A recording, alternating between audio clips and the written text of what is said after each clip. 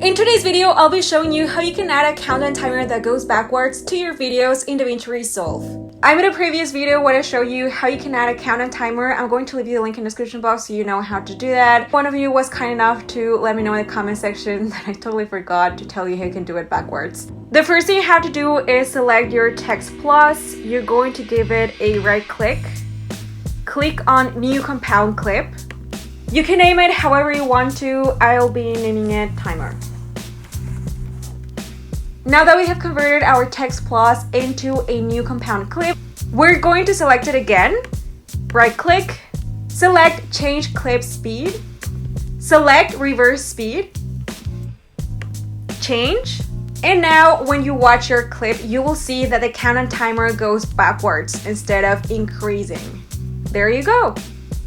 And that is how you can add a countdown timer in DaVinci Resolve that goes backwards. If you want to watch more tutorials on how you can edit in DaVinci Resolve, as well as more YouTube content, subscribe to my YouTube channel and activate the notification bell if you want to receive notifications every single time that I upload a new video. If this video was useful, give it a thumbs up and see you on my next video.